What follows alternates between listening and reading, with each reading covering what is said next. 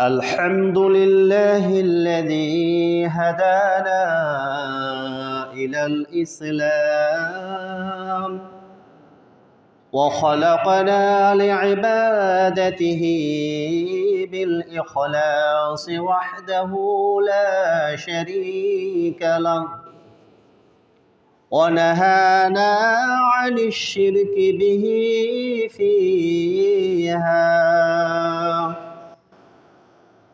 والصلاة والسلام على سيد الأنبياء والمرسلين الذي هو أسوة حسنة لنا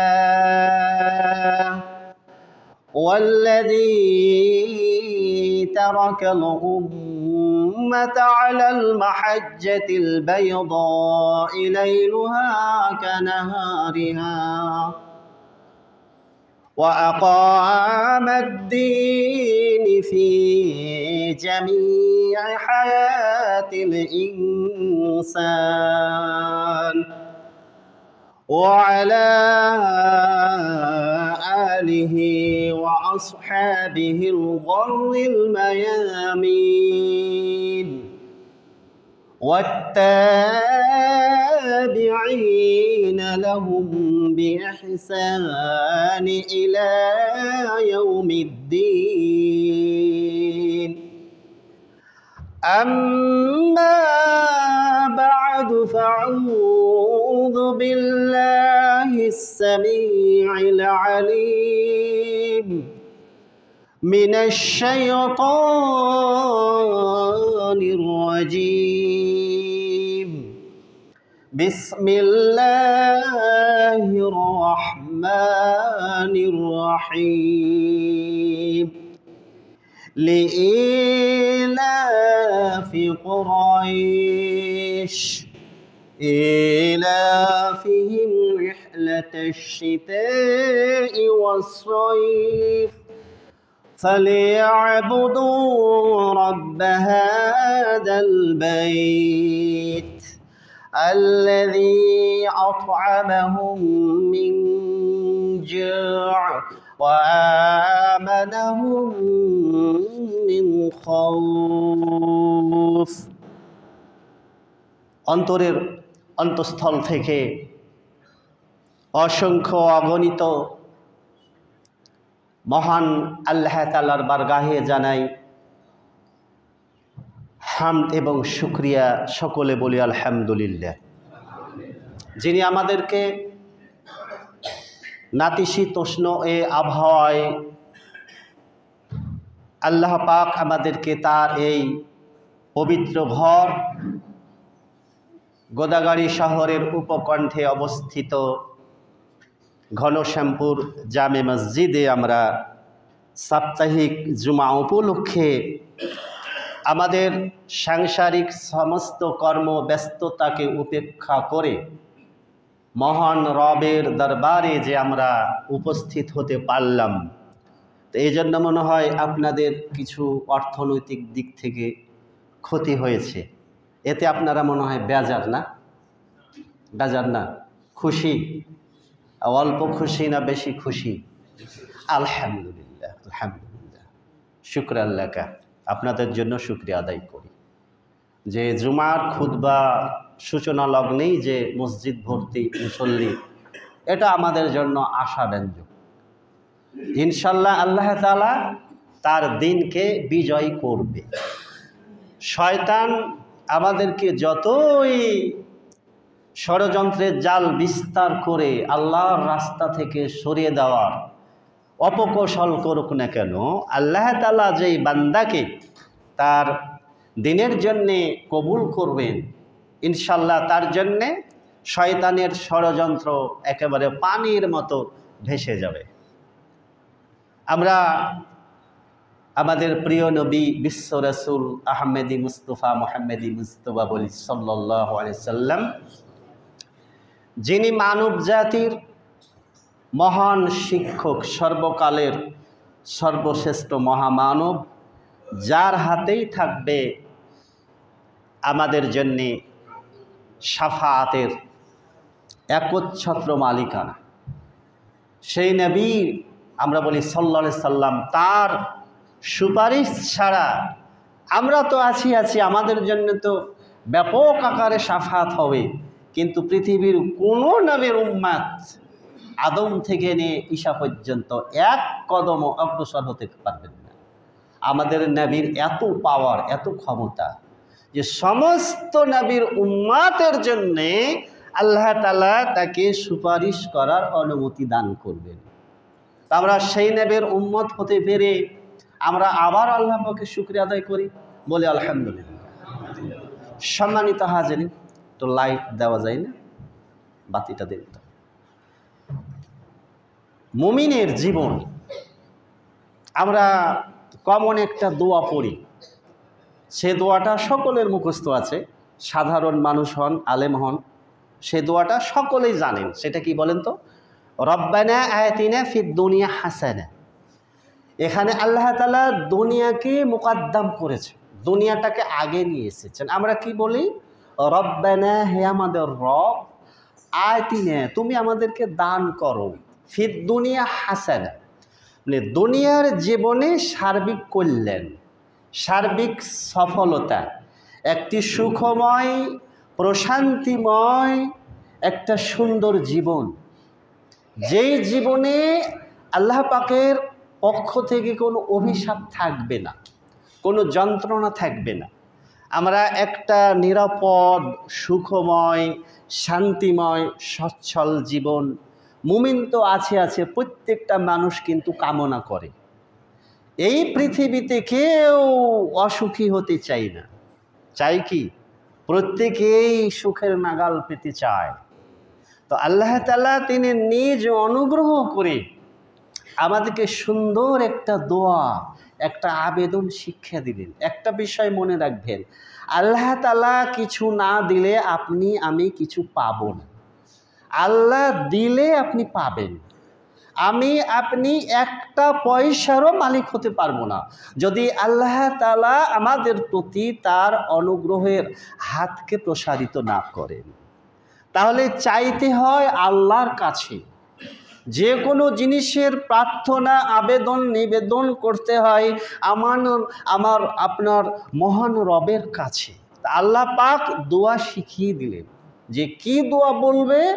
দুনিয়াতে যদি তোমরা সচ্ছল জীবন, সুখময় জীবন, একটি কল্যাণময় সুন্দর জীবন, একটা সুন্দর পরিবেশ, একটা সুন্দর পরিবার, একটা সুন্দর সমাজ, একটা কল্যাণমুখী সুন্দর একটা রাষ্ট্র যদি তোমরা পেতে চাও, তার জন্য আমার কাছে প্রার্থনা করো। প্রার্থনা দোয়ার ভাষাটাও কেমন হওয়া উচিত সেটা শিখিয়ে দিলেন। এজন্যে দোয়া করতে হয় আল্লাহর দেওয়া ভাষায়, চাইতে হয় আল্লাহ রাসূল সাল্লাল্লাহু আলাইহি ওয়াসাল্লাম যেভাবে চাইতে বলেছেন, যে ভাষায় চাইতে বলেছেন সেইভাবে চাইবেন। চাওয়ার রাস্তাটাও, এর কাইফিয়াত, এর ধরনটাও আল্লাহ তাআলা আমাদের বলে দিয়েছেন। তাহলে একটু ভাবুন তো, সেই মহান আল্লাহ রাব্বুল আলামিন বিশেষ করে মানব জাতির মতো এই যে বান্দা, এই যে সৃষ্টি, তাদের প্রতি কত বড় অনুগ্রহশীল। আল্লাহ বলছেন, বলবে রব্বানা, হে আমাদের রব, আতিনা, তুমি আমাদেরকে দান করো, ফিদ দুনিয়া, দুনিয়ার জীবনে হাসানা, সার্বিক কল্যাণ, অফিল আখিরাতে হাসানা, এবং তুমি আমাদেরকে আখিরাতের পরকালের জীবনেও সার্বিক কল্যাণের পথটা নিশ্চিত করে দাও। কিভাবে নিশ্চিত হবে? ওয়াকিনা আযাবান নার, এবং আমরা জাহান্নামের আগুন থেকে পানা চাই, মুক্তি চাই, আশ্রয় চাই। তুমি যদি আমাদেরকে জাহান্নামের আগুন থেকে পরিত্রাণ দাও, এই জাহান্নামের আগুন তোমার একটা আযাব, তোমার রাগের প্রতীক, তোমার ক্রোধের প্রতীক। তুমি আগুন দিয়ে তুমি যে বান্দাকে চাও শাস্তি দিতে চাও। তা আল্লাহ পাক, তুমি যখন আমাদের প্রতি এত অনুগ্রহ করেছো, এত দয়া করেছো, আমাদের আখিরাতের জীবনে আমাদের চাওয়া পাওয়া সার্বিক কল্যাণের রাস্তাটা তখনই পরিপূর্ণভাবে সফলতা লাভ করবে যদি তুমি নিজ অনুগ্রহে আমাদেরকে ওই ভয়াবহ জাহান্নামের আগুন থেকে বাঁচাও। কথা কি ক্লিয়ার হচ্ছে? তাহলে আমাদের আজকের খুতবার বিষয় দুনিয়া এবং আখেরাতের জীবনের সার্বিক সফলতা এবং কল্যাণ লাভের মাধ্যম। কোন রাস্তাতে চললে, কোন পদক্ষেপ নিলে, কোন কর্মসূচি গ্রহণ করলে, কোন দফা, কত নম্বর দফা, কয় দফা প্রয়োগ করলে আপনি আমি দুনিয়া এবং আখেরাতে নিরাপদ একটা জীবন লাভ করব, আল্লাহ তাআলা সে দফাটাও বলে দিয়েছেন। বিগত 5ই আগস্ট, কেউ কিন্তু মাইন্ড করবেন না, আমাদের এই বাংলাদেশের রাজনৈতিক একটা প্রেক্ষাপটের পরিবর্তন ঘটেছে, তাই না? বলেন তো কয় দফার ভিত্তিতে? দফা কয়টা ছিল? একটাই ছিল। এক দফাতেই পটল তুলল। কথা বুঝবেন তো? তো এখন আপনি ভাবেন যে এটা যদি দুনিয়াতে হয়, আমাদের এক দফা যদি আল্লাহ তাআলা দুনিয়ার জীবনে এই দফার চূড়ান্ত বিজয় দান করেন, তাহলে আখেরাতের জীবনে যদি আমরা ওই দফা দুনিয়াতে বাস্তবায়ন করার আপ্রাণ চেষ্টা করি, তাহলে আমরা কি আখেরাতের জীবনে বিজয় লাভ করব না? চূড়ান্ত বিজয়, বলেন না কথা? অবশ্যই, ইনশাআল্লাহ। এখন দেখেন, এক দফা বাস্তবায়ন করতে হবে আমাদেরকে দুনিয়ার জীবনে। দফাটা কি? সূরা আলে ইমরান 185 নম্বর আয়াত। আমি প্রথম অংশটা ছেড়ে দিলাম শুধু আলোচনার বিষয়বস্তুর সাথে সামঞ্জস্য রেখে খুতবাকে নির্দিষ্ট সময়ের মধ্যে শেষ করার জন্য। তার কারণ জুমার খুতবা একটা চুম্বকের মতো, এখানে বিস্তারিত তাফসির করার সময় না। এটা আল্লাহ কি বলছেন দেখেন। আল্লাহ বলেন সূরা আলে ইমরান আয়াত নম্বর 185, ফামান যুহজিহা আনিন নার, এর মাসদার হলো জুজিয়া জাহজাহাতুন, শাব্দিক অর্থ হলো দূরে রাখা, এর ভাব অর্থ হলো পরিত্রাণ দেয়া, মুক্তি দেয়া, নাজাত দেয়া। তা আল্লাহ কি বলছেন যে ফামান যুহজিহা আনিন নার, যে ব্যক্তিকে আল্লাহ তাআলা নিজ অনুগ্রহে জাহান্নামের আগুন থেকে পরিত্রাণ দিবেন, মুক্তি দিবেন, নাজাত দিবেন, জাহান্নামের আগুন থেকে তাকে দূরে রাখবেন। ওয়া উদখিলাল জান্নাহ, এবং যাকে জান্নাতে প্রবেশ করিয়ে দেয়া হবে। ইসমে মাজহুলের সেগা। উদখিলা মানে প্রবেশ করিয়ে দেয়া হবে, তাহলে প্রবেশ কে করাবে? এখানে সাবজেক্ট বা কর্তা উজ্জ আছে। কে প্রবেশ করাবে জান্নাতে? আল্লাহ তাআলা।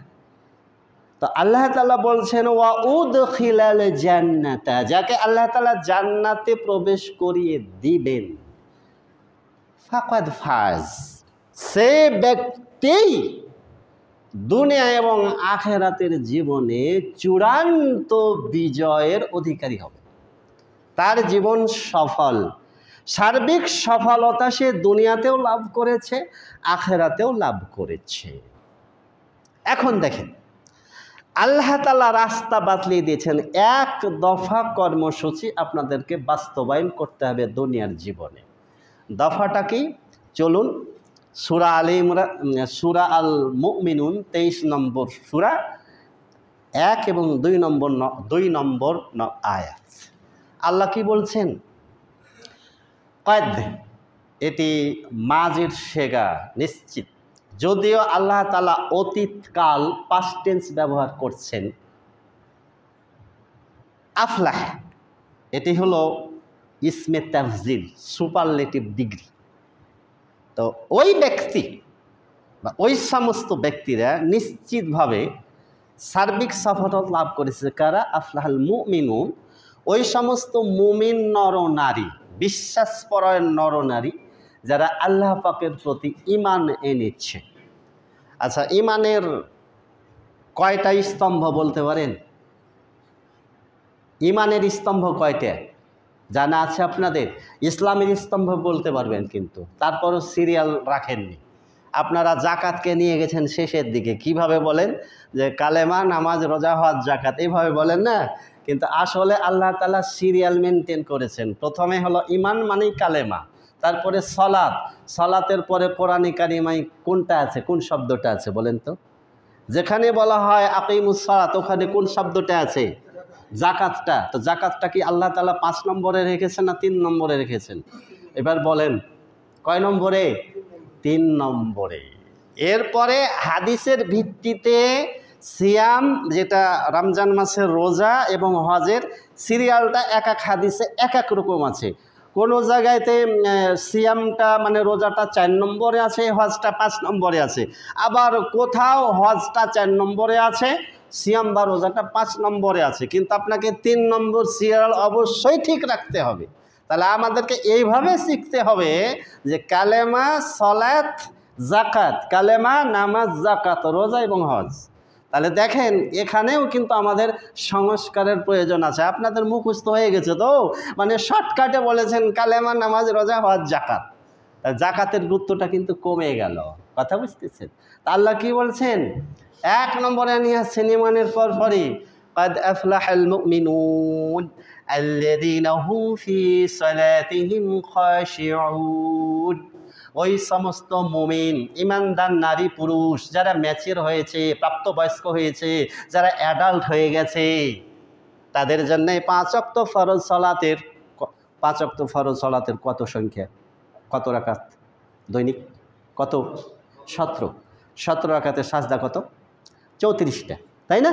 তাহলে অন্তত আপনাকে 34টা সাজদার হেফাজত করা লাগবে।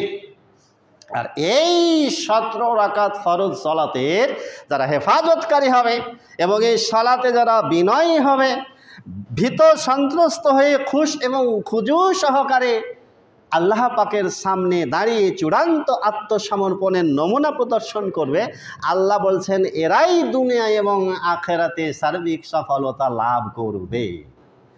তাহলে কোরআনে কারিমার এক আয়াতের তাফসীর আরেক আয়াত, আপনাদের সাথে কিন্তু কথোপকথন হবে। হ্যাঁ, আচ্ছা, আল্লাহ রাসূল সাল্লাল্লাহু আলাইহি ওয়াসাল্লাম ঈদের সলাতে, আল্লাহ রাসূল সাল্লাল্লাহু আলাইহি ওয়াসাল্লাম জুমার সলাতে কোন সূরা দুটো পাঠ করতেন? মুখস্থ হয়ে গেছে আপনাদের, তাই না? প্রথম রাকাতে সূরা আলা, দ্বিতীয় রাকাতে সূরা গাশিয়া। বিশেষ করে যারা আহলুল হাদিস তাদের তো এটা কমন, মুসল্লিরা শুনে শুনে মুখস্থ করে ফেলবে।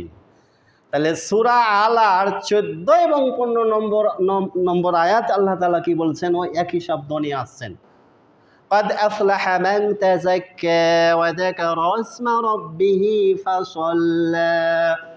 আল্লাহ তাআলা বলছেন ওই সমস্ত ব্যক্তি যারা, তারা কারা? ওই সমস্ত ব্যক্তিরা ওরা জীবনে দুনিয়া এবং আখেরাতে সার্বিক সফলতা লাভ করেছে, চূড়ান্ত বিজয় অর্জন করেছে, যারা নিজেদেরকে পাক পবিত্র রেখেছে অশ্লীলতা থেকে, গুনাহ থেকে, আল্লাহর অবাধ্যতা থেকে, আল্লাহর নাফরমানি থেকে, আল্লাহর বিরুদ্ধচারণ হওয়া থেকে যারা নিজেদেরকে পাক পবিত্র করেছে। ওয়াযাকারা ইসমা রাব্বিহি ফাসাল্লা, আর তার মহান রবকে স্মরণ করে যারা সালাত আদায় করেছে, যারা মুসল্লি হয়েছে, যারা নামাজি হয়েছে, এদের দুনিয়া এবং আখেরাতের সার্বিক কল্যাণের বিষয়টি নিশ্চিত হয়ে গেছে। বলেন আলহামদুলিল্লাহ। তাহলে এক দফা কর্মসূচি দুনিয়াতে এবং আখেরাতে সুন্দর, সুখী, সমৃদ্ধশালী, সার্বিক উন্নতি, কল্যাণময় জীবন, আল্লাহর আশীর্বাদ পুষ্ট জীবন, নিরাপত্তা লাভের জীবন, এটা নিশ্চিত হবে এক দফা কর্মসূচি বাস্তবায়নের মাধ্যমে। সেটা হচ্ছে আপনাকে আমাকে অবশ্যই 5 ওয়াক্ত ফরজ সালাতের হেফাজতকারী হওয়া লাগবে। আল্লাহ তাকে জান্নাতবাসী করুন। আল্লামা দেলওয়ার হোসাইন সাইদি রাহিমাহুল্লাহ তিনি তার বক্তব্যে এই কথাটি বলতেন, সালাতের ওপরে, নামাজের ওপরে এখনও তার 1 ঘন্টার উপরে একটা অডিও ক্যাসেট পাওয়া যায়, আপনারা শুনেছেন। তিনি তার বক্তব্যে একটা কথা, দামি কথা, খুব মূল্যবান কথা বলেছেন যে সালাত বাদ দিয়ে, নামাজ বাদ দিয়ে ইসলামী আন্দোলনের 1 পয়সা মূল্য নেই। শুনেন, আমি আপনি যদি আমার ব্যক্তিগত জীবনে ইসলামকে প্রতিষ্ঠিত না করি, আমাকে তো ব্যক্তি থেকে শুরু করতে হবে। আমি যদি আমার পরিবারে ইসলাম কায়েম না করি, তা আল্লাহ কি অটো সিস্টেমে আমাকে আপনাকে রাষ্ট্রীয় পর্যায়ে পৌঁছিয়ে দেবে? কখনো না। তার সিস্টেম আছে, তার কিছু ধারা আছে, তার কিছু কন্ডিশন আছে, শর্ত আছে, এর শর্তগুলো পূর্ণ করা লাগবে।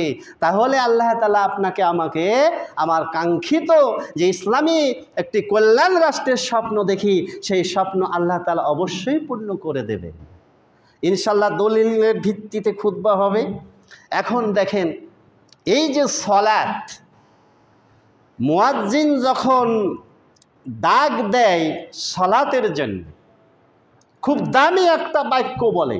সেই দামি বাক্যটা বলে হাইয়া আলাস সালাহ, এসো সলাতের দিকে, এসো নামাজের দিকে, এসো মসজিদের দিকে। তারপরের বাক্য হাইয়া আলাল ফালাহ, এসো সার্বিক কল্যাণের দিকে। তাহলে আপনার এই পর্যন্ত মুয়াজ্জিন যতক্ষণ হাইয়া আলাস সালাহ না বলছে, ততক্ষণ পর্যন্ত হয়তো আপনি দুনিয়ার যে যে কাজে ব্যস্ত আছেন, আপনার ওই কাজ করাটা ততক্ষণ পর্যন্ত জায়েজ। কিন্তু যখনই মুয়াজ্জিনের কণ্ঠ থেকে ওই স্বর্গীয় আহ্বান, আল্লাহ পাকের তাওহীদের ঘোষণা, একত্ববাদের ঘোষণা, এই সালাতের মধ্যে আমরা আল্লাহ রাব্বুল আলামিনের কাছে নতজানু হয়ে, দেখেন আল্লাহ পাক আমাদের স্রষ্টা, ইবাদত তার প্রাপ্য। আর ইবাদত করলে আল্লাহ পাকের এই ফরজটি, এই হুকুমটি বাস্তবায়ন করলে তখন আল্লাহ তাআলা আমাকে দিবেন। এই জন্য আপনি দেখেন, যে কোনো সালাত, সেটা ফরজ হোক, সেটা সুন্নাত হোক, সেটা নফল হোক, আপনি হাত বেঁধে কি বলেন? সূরা ফাতিহা। সূরা ফাতিহার ইয়াকা নাবুদু, হে আল্লাহ পাক, আমরা একমাত্র, কেবলমাত্র, শুধুমাত্র তোমারই ইবাদত করি। তো ইয়াকা নাবুদু, এ নাবুদুর আপনি তাফসির জানেন, অর্থ জানেন? ইয়াকা নাবুদু অর্থ হলো ইয়াকা নুওয়াহিদু, ইয়াকা নুওয়াহিদু। ইবাদত শব্দের অর্থই তাওহীদ, আল্লাহ পাকের একত্ববাদের ঘোষণা। আমি সালাতে দাঁড়িয়ে বলছি, রব্বুল আলামিন, এখন দুনিয়ার আর আমার সামনে পৃথিবীর কোনো রাজা বাদশা নাই, একমাত্র তুমি আমার প্রকৃত রাজা বাদশা। কোনো মালিক নেই, কোনো প্রভু নেই, কোনো কর্তৃত্বশীল নেই, কোনো ক্ষমতাশালী নাই, একমাত্র তুমি কর্তৃত্বশালী, তুমি ক্ষমতাধার, তুমি মহারাজত্বের অধিকারী, বিশাল রাজত্বের অধিকারী, চূড়ান্ত ক্ষমতা মালিকানার অধিকারী। তাই তো তোমার সামনে নত হয়ে তোমার ইবাদত করেছি। তুমি আমাকে সৃষ্টি করেছো, আমার রুজি দিয়েছো, আমাকে লালন পালন করেছো, আমার দেখভালের দায়িত্ব তুমি নিয়েছো, অতএব ইবাদত তো তোমারই প্রাপ্য। তো গিভ অ্যান্ড টেক, একটা কন্ট্রাক্ট, একটা চুক্তি। আল্লাহ, আমরা যে তোমার ইবাদত করছি, তো তুমি আমাদেরকে কিছু দিবে না? এই জন্য দেখেন, তখন আমরা তার পরের বাক্যটা কি বলি? ওয়া ইয়াকা নাস্তাঈন, মাসদার ইস্তিআনা। হে আল্লাহ, একমাত্র তোমারই কাছে আমাদের জীবনের জন্য যা যা প্রয়োজন, আখেরাতের জন্য যা যা প্রয়োজন, দুনিয়া এবং আখেরাতের সমস্ত চাওয়া পাওয়া, সমস্ত আবেদন নিবেদন আল্লাহ তোমার কাছেই তুলে ধরি, তোমার কাছেই চাই, তোমার কাছেই অ্যাপ্লিকেশন করি। নাস্তাঈন, ইস্তিআনা মানে ফরিয়াদ করা, চাওয়া পাওয়া, আবেদন নিবেদন ইত্যাদি অর্থ হয়। তাহলে ইস্তিআনা মানে দোয়া। দুনিয়া আখিরাতে সব কিছু আল্লাহ, তুমি আমাদের যে অভাব রয়েছে, আমাদের সমস্যা জর্জরিত, আমরা সমস্ত অভাব তুমি আমাদের পূর্ণ করে দূর করে দাও, আমাদের যা যা প্রয়োজন তুমি আমাদেরকে দাও। তাহলে এই যে হাইয়া আলাস সালাহ, মুয়াজ্জিন বলছে এসো সার্বিক কল্যাণের দিকে, এসো সার্বিক মুক্তির দিকে, দুনিয়া এবং আখিরাতের কল্যাণ এখানে নিহিত রয়েছে। হাইয়া আলাস সালাহ, হাইয়া আলাল ফালাহ শোনার পরেও, কানে যাওয়ার পরেও যে সমস্ত ভাইয়েরা কম্পিউটারের ব্যবসা করে, ফটো স্টারের ব্যবসা করে, কম্পিউটার টিপতে আছেন, মোবাইল টিপতে আছেন, ওই মোবাইল টিপছেন, ওই কম্পিউটার টিপাতে আপনার বরকত হবে না। হাইয়া আলাস সালাহ হাইয়া আলাল ফালাহ এটি শোনার পরে যদি আপনি বিছানায় শুয়ে থাকেন, আল্লাহ তাআলা আপনার শরীরে, আপনার দেহে বরকত দিবেন না। হাইয়া আলাস সালাহ হাইয়া আলাল ফালাহ বলার পরে ওই মুদিখানার দোকানি যদি 4 আনা 8 আনা 1 টাকার পণ্য বিক্রি করে, ওটাও হারাম, আল্লাহ তাআলা তার রুজি রোজগারে বরকত দিবেন না। কথা কি ক্লিয়ার? আজান হয়ে যাচ্ছে, একামত হয়ে যাচ্ছে, জামাত ছুটে যাচ্ছে, আমাদের কোনো প্রতিক্রিয়া নাই, কোনো ব্যথা নাই, কোনো অনুশোচনা নাই।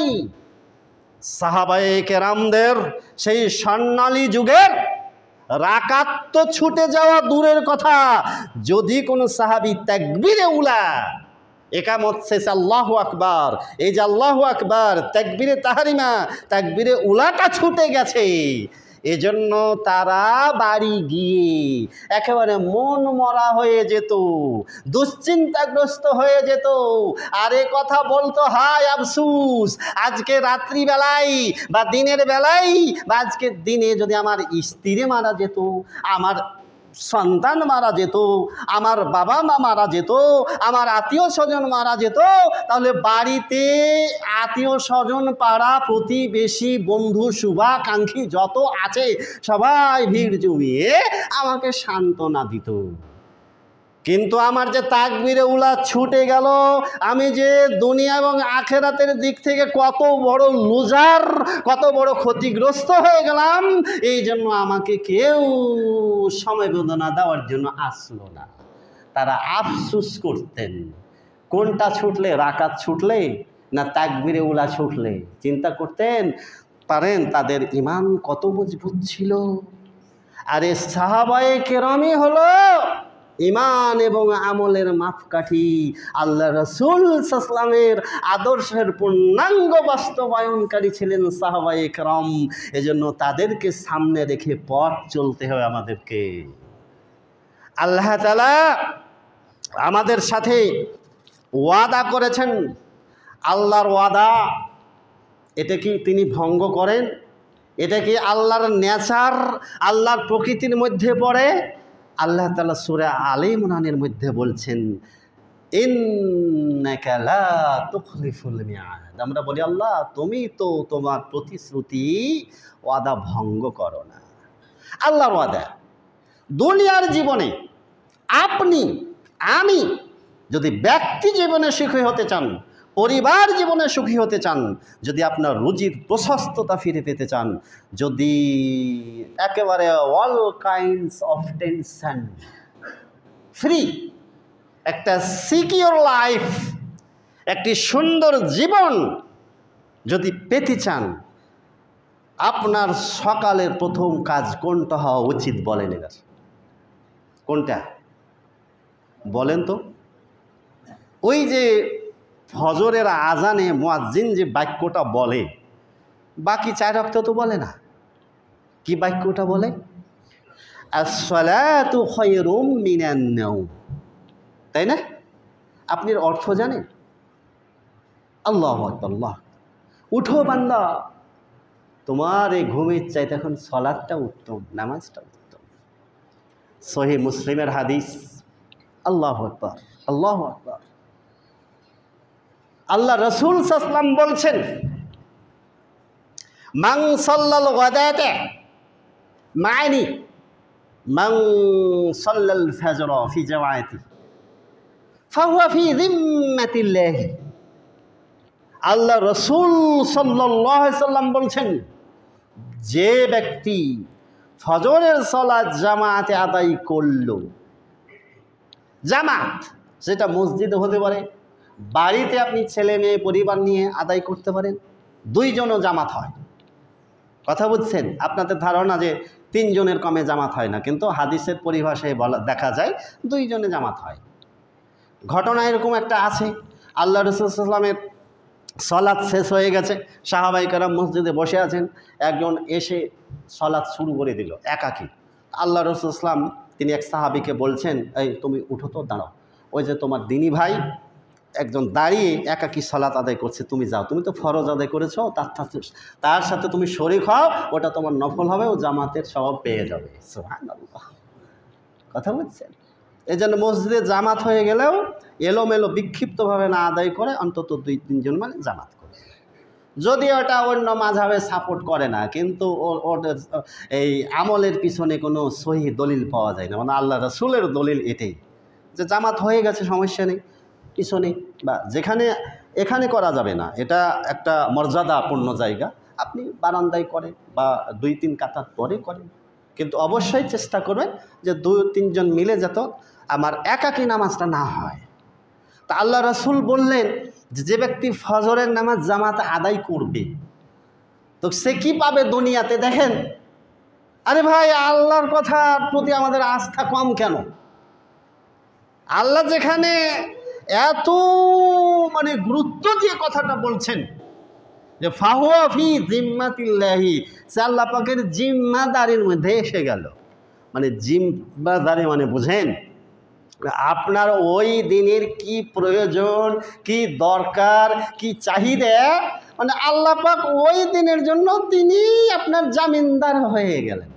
তাহলে আপনার আর কোনো টেনশন থাকবে? আল্লাহ নবী তার পরের বাক্যে বলছে, খবরদার খবরদার, তোমরা আল্লাহর জিম্মাদারিকে নষ্ট করে দিও না। মানে ফজরের নামাজ আদায় না করে ওই মুরব্বী সাহেব বা ওই একবারে লাট সাহেব, হ্যাঁ, একেবারে ভিআইপি পার্সন, 10টা না বাজলে ঘুম ভাঙবে না, ওইরকম ঘুমিয়ে থেকো না। যদি তোমরা আল্লাহর এই জিম্মাদারিকে নষ্ট করে দাও, মানে ফজরের ওয়াক্ত পার হয়ে গেল, সূর্য উঠে গেল, আর তুমি ফজরের নামাজ আদায় করলে না, এটা আল্লাহর জিম্মাদারি নষ্ট করা হলো। যদি আল্লাহর জিম্মাদারি নষ্ট করো, আল্লাহ তাআলা কিয়ামত দিবসে তোমাদেরকে মুখের ভরে উপুড় করে অপমানিত, অপদস্থ, লাঞ্ছিত অবস্থায় তোমাদেরকে জাহান্নামে প্রবেশ করাবেন। বলেন ইল্লাল্লাহ। এখন আপনাদের ইন্টারভিউ হবে, দেখি আপনারা পরীক্ষায় কে কে পাস করবেন। জুম্মাতে তো এসেছেন মাশাআল্লাহ, আজকে ফজরের নামাজ জামাতে কে কে আদায় করেছেন একটা হাত উঠান দেখি। এবার মুষ্টিমে কয়জন হাত নামান? আলহামদুলিল্লাহ। আচ্ছা জামাতে, আচ্ছা একাকী কে কে পড়েছেন বাসায় একটু হাত উঠান। আরে একাকী হলো পড়েছেন তো, আচ্ছা মাশাআল্লাহ। শুনেন, সর্বোচ্চ আপনি অগ্রাধিকার দিবেন ফজরের নামাজ যেন কোনো মতে মিস না করেন, ঠিক আছে? আপনার ফজরের নামাজে যে ব্যক্তি হাজির থাকে, এটা কাউকে আপনি বিশ্বাস করাতে পারবেন না, যেটা বিশ্বাসই হবে না যে বাকি 4 ওয়াক্ত জামাতে সে আদায় করবে না। কেন? এটাই আপনার পাস ফেল, এখানেই আপনার পরীক্ষা হয়ে যাবে, তাই না? আর ফজরের নামাজ এমন একটা নামাজ যেখানে কিন্তু ফেরেশতারা মুসল্লি হিসাবে আপনার হাজিরা, ও যে তালিকা আছে, রেজিস্ট্রি খাতা আছে আল্লাহর, ওখানে হাজিরা হয়। আচ্ছা, আপনার অফিস টাইম হলো সাপোজ ধরেন 9টায়, আপনি কেনেন 11টায়। একটা পরিশ্রম জায়গায় এদিকে 2 ঘন্টা ছুটে গেছে, ওদিকে 2 ঘন্টা পশিয়ে দিই। আপনি যতই পশিয়ে দেন, যদি হাজিরা খাতায় আপনার অ্যাবসেন্স থাকে, আপনি সেই দিনের মজুরি পাবেন না। পাবেন তো আপনি যে বাকি ফজর বাদ দিয়ে জোহর, আসর, মাগরিব, এশা পড়ছেন, আপনার তো মুসল্লি হিসাবে আল্লাহর তালিকায় উপস্থিতি ঘটেনি। তাহলে কি লুজার? কেস্টার বেগর যে প্রবাদ বাক্য আছে, বেকার শ্রম দিলেন আপনি, 1 পয়সায় আপনার মূল্য না, কষ্ট করে গেলেন, বেকার খাটুনি, পরিশ্রম আপনার বৃথা হয়ে গেল। এটা যেন না হয়। আপনার কষ্টের আমল, এই সালাত, এই আমলের ছলে কিন্তু আপনার একটা আখেরাতের পুঁজি। খবরদার আমি যেন এই পুঁজিকে কোনো মতে নষ্ট না করি, এটা যেন আমাদের হাতছাড়া না হয়ে যায়। আল্লাহু আকবার। দেখেন, আল্লাহ তাআলা আমাদের জন্য আশার বাণী শোনাচ্ছেন। আল্লাহু আকবার, আল্লাহু আকবার। এটিও হাদিসে কুদসি, ভাষাগুলো এত চমৎকার। এটি আবু দাউদ, নাসাই, তিরমিজি এবং প্রসিদ্ধ রাবি আবু হুরায়রা রাদিয়াল্লাহু তাআলা আনহু, যিনি প্রায় ৫৫০০-এর উপরে হাদিস একাই বর্ণনা করেছেন, তিনি বলছেন, আল্লাহ তাআলা হাদিসে কুদসিতে বলেন, ইয়া ইবনা আদম, দেখেন আদরের ডাক, বলছে হে আদমের সন্তান, হে আদমের ছেলে, তাফাররাগ লি ইবাদাতি, তুমি আমার ইবাদতে মনোযোগী হও, আমার ইবাদতে তুমি আত্মনিয়োগ করো। তাহলে কি হবে? আল্লাহ তাআলা বলছেন যে আমলাউ সদরাকা, আমলাউ পরিপূর্ণ করে দেব, সদরাকা তোমার অন্তরকে, গিনা মানে তোমার অন্তরকে আমি ধনী করে দেব। শব্দ এটা কিন্তু বাহ্যিক অর্থ, কিন্তু যদি এর প্রকৃত অর্থ উদ্ধারণ করতে চান, অন্তরকে ধনী করে দেওয়ার অর্থ হলো যে তোমার পরিবারের মধ্যে কোনো প্রকার অভাব অনটন থাকবে না। তুমি একটা সুন্দর, একটা সচ্ছল, একটা লাস্যময় হাস্যময় জীবন লাভ করবে। তাহলে এখানে কন্ট্যাক্ট আল্লাহ বলছেন তুমি দাও তাহলে আমি দিব। এরপরের বাক্য আল্লাহ তাআলা বলছেন ওয়া আসুদ্দা ফাকরা, বান্দা তুমি যদি আমার ইবাদতে আত্মনিয়োগ করো, বিশেষ করে সহিহ মুসলিমের ওই যে হাদিস, ফজর সালাতটা, অন্তত ফজরের ফরজ সালাতটার তুমি যদি হেফাজতকারী হও, তাহলে ওয়া আসুদ্দা ফাকরা, তোমার বাড়িতে অভাব ঢোকার জন্য যত ফুটা রয়েছে, জানালা রয়েছে, দরজা রয়েছে, সব ওই অভাবের যেই রাস্তাগুলো, পথগুলো, দরজা জানালাগুলো আছে, আমি এগুলো বন্ধ করে দেব। চিন্তা করেন, তাহলে অভাব থাকবে না পরিবারে, টেনশন থাকবে না পরিবারে, হাই কি করব, কি খাবো, কোথায় যাব, এই প্যালপিটিশানে আপনি ভুগবেন না। তাহলে আল্লাহ আপনাকে নিরাপত্তা দিতে চাচ্ছেন, বান্দা তুমি ইবাদতে আত্মনিয়োগ করো, আমি তোমার বিষয়টি দেখব। দেখেন, শুনেন, নিজেদের সলাতের ব্যাপারে মনোযোগী হবেন। সলাতটা যে কত বড় ইবাদত, ঘড়ির দিকে তাকাবেন না আজকে ইনশাল্লাহ। 2-4 মিনিট যাক, কথা শেষ করে দেব, শেষের পর্যায়ে চলে আসছে ইনশাল্লাহ, কষ্ট দিব না আমি তো। দেখেন, আপনারা সলাত, নামাজ, নামাজ মানে কি অনেকে জানেন না। নামাজ মানে কি? নামাজের কতগুলো অর্থ হয় জানেন আপনি? সলাতের একটা অর্থ হলো রাহমাত, মানে দয়া, অনুকম্পা, আশিস। এক অর্থ হলো ইস্তেগফার, আল্লাহ পাকের কাছে ক্ষমা চাওয়া। এক অর্থ হলো মোনাজাত, এক অর্থ হলো দোয়া, এক অর্থ হলো ইস্তিআনা। মানে সলাতের মধ্যে বান্দা যত মোনাজাত করে, তাকবীরে তাহরিমা হাত বেঁধে থেকে সালাম পর্যন্ত পুরোটাই দোয়া। এজন্য আপনি আমি প্রত্যেকটা মুসল্লি যে নামাজের মধ্যে কি পড়ছি এটা যদি বুঝে পড়েন, তাহলে সলাতের পরে আমাদের দেশে যে একটা বিতর্ক আছে, বিতর্ক থাকতোই না। একটু ক্লিয়ার করি, পক্ষ বিপক্ষ না, শর্টকাট একটা সমাধান, তাই না? যে সালাম শেষ, নামাজ শেষ, সবাই স্বাধীন, আর কিচ্ছু করার নেই। তবে যেহেতু দীর্ঘকাল ধরে এই ভারতীয় উপমহাদেশে একটা প্রথাগত সিস্টেম চলে আসছে, অতএব এটাকে রাতারাতি পরিবর্তন করা, সংস্কার করা খুবই কঠিন বিষয় একটা আছে, তাই না? আমরা বিতর্ক করব না, আমরা এই নিয়ে ফিতনাও সৃষ্টি করব না। তবে আপনাকে কোরআন এবং হাদিসের কাছে ফিরে আসতে হবে। যে কোনো বিষয়ের সমাধানের চূড়ান্ত বিষয়টা কার হাতে? আল্লাহ এবং তার রাসূলের হাতে না? দেখেন তো, সূরা আলে ইমরান 103 নম্বর আয়াত আল্লাহ ক্লিয়ার করে দিচ্ছেন যে ফাইদা কদাইতুমুস সালাতা, যখন তোমাদের সালাত শেষ, ফরজ নামাজ শেষ, ফাজকুরুল্লাহ, তখন তোমরা আল্লাহর জিকির করো। তাসবিহ তাহলে লেগলে জিকির এক একটা, তাই না? কিয়ামাও, দাঁড়িয়ে করো, কুদাও, বসে পড়ো, কাজ আছে চলে যাও, তাই জিকির। এজন্য অন্তত ফরজ নামাজের পরে সেই পরিমাণ ইমাম এবং মুক্তাদি বসে থাকবে।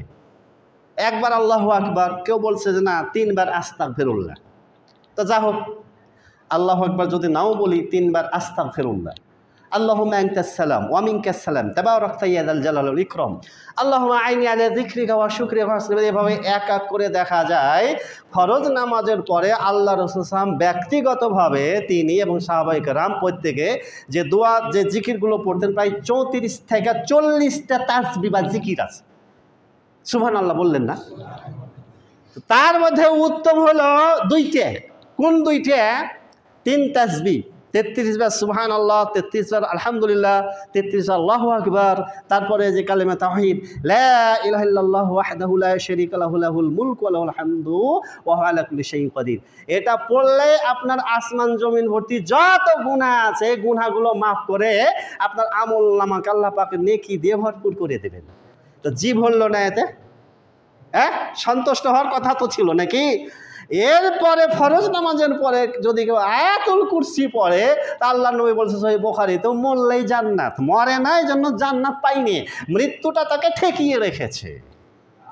আপনাকে একটা প্র্যাকটিক্যাল নমুনা দেখা, এবারে কোনটাকে দোয়া মনে করেন, যেটাকে দোয়া মনে করেন আসলটা দোয়াই না, ওইটা একটা প্রহসন। আমি মারিফুল কোরআনের নাম শুনেছেন? ওটা পাকিস্তানের সবচেয়ে গ্র্যান্ড মুফতি সফি রাহিমাহুল্লাহ, তিনি আহলে হাদিসের কেউ না, উনি হানাফি মাযহাবের বিশাল পণ্ডিত। উনি তার তাফসিরে মারিফুল কোরআনে এটা লিখেছেন যে আমাদের উপমহাদেশে সালাম ফিরার পরে ইমাম মুক্তাদি এই যে তাসবিহগুলো পড়া নেই, আসসালামু আলাইকুম ওয়া রাহমাতুল্লাহি, আল্লাহুম্মা আনতা সালাম ওয়া মিনকা সালাম তাবারাকতা ইয়া যাল জালালি বিহাক্কি লা ইলাহা ইল্লাল্লাহ মুহাম্মাদুর রাসূলুল্লাহ। আচ্ছা কি বললো বলেন তো এটি? তো মুফতি সফি রহমাল্লাহ বলছেন যে এটা আল্লাহর সাথে নাটক করে, ইমামও নাটক করে, মুক্তাদিও নাটক করে, এটা প্রহসন করে। কে দোয়া করার সিস্টেম আছে, দোয়া করার আগে আগে আল্লাহর প্রশংসা, আল্লাহর তাহমিদ, আল্লাহর প্রশংসা করতে হবে, তারপরে দোয়ার মধ্যে রাসূলের উপরে দরুদ পড়তে হবে, তারপরে চাওয়া পাওয়া করে আপনি দোয়া কমপ্লিট করবেন, তাহলে আল্লাহ দিবে। ওখানে কি বললো? না আছে আল্লাহর প্রশংসা, না আছে রাসূলের দরুদ। এটা একটা কি সহজ কথা, হয় ইমামতি টিকিয়ে রাখার একটা কৌশল। এই তো হিসাব শেষ। এখন দেখেন, কথা শেষ করে দিচ্ছি, আপনাকে অবশ্যই নামাজ থেকে মূল্যায়ন দিতে হবে।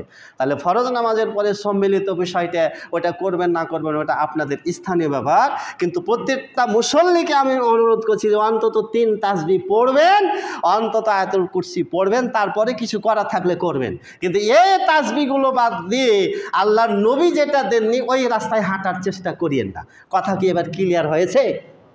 আল্লাহ যেন আমাদেরকে সঠিক রাস্তার উপরে কবুল করে নেন, বলেন আল্লাহুম্মা আমিন। এখন দেখেন ভাই, 2 সিজদার মাঝে একটা দোয়া পড়েন, পড়ি না? আল্লাহুম্মা গফিরলি, আল্লাহ তুমি আমাকে ক্ষমা করো, ওয়ারহামনি, তুমি আমাকে দয়া করো, তুমি আমার প্রতি রহমত দান করো, ওয়াহদিনি, তুমি আমাকে হেদায়েত দান করো, ওই রাস্তা দেখাও যে রাস্তার ওপর চললে ডাইরেক্ট জান্নাতুল ফেরদৌসে পৌঁছে যেতে পারি। ও আফিনি, 2টা অর্থ, চলাফেরায় উঠা বসায় ভুল ত্রুটি দোষ ত্রুটি হলে ক্ষমা করো।